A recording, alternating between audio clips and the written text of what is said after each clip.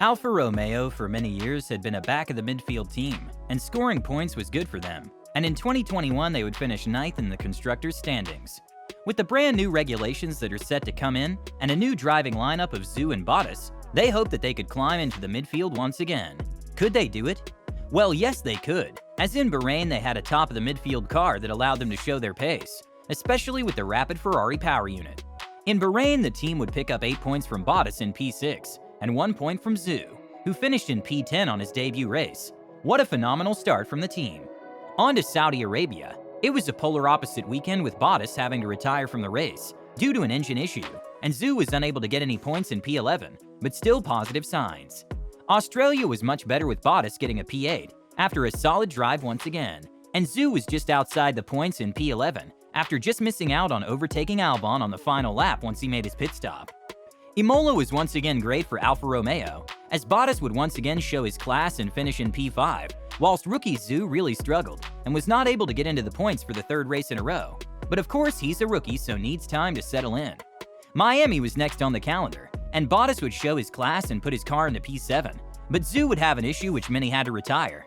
From here, many people thought that the midfield was tight, but Alfa Romeo was fighting right at the top of it.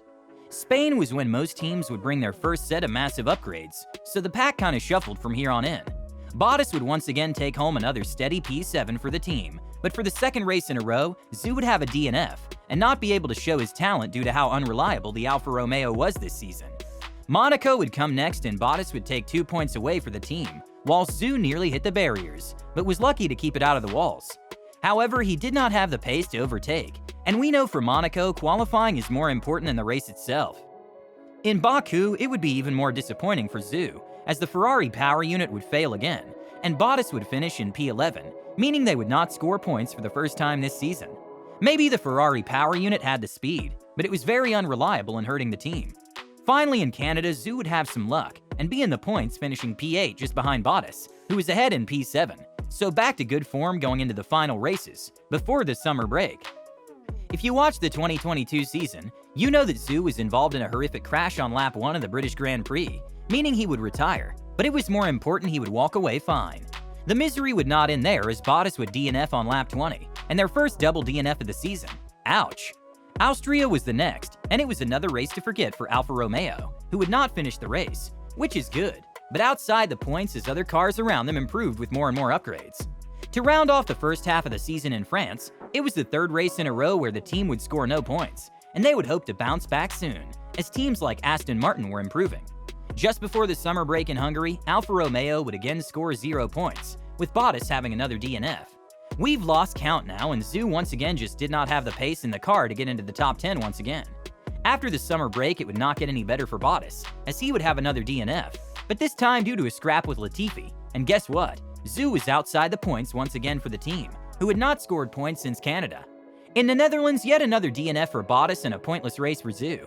It seems like a theme of this season of Bottas not being able to finish the race, due to mechanical issues with the engine and the car. Zhou, of course, is a rookie, so you normally give them a year, so hopefully in 2023, he can become a much better driver. In Monza, we would go to next, where Zhou would have a great race with him coming in P10, and beating Bottas in P13, who actually got to finish the race.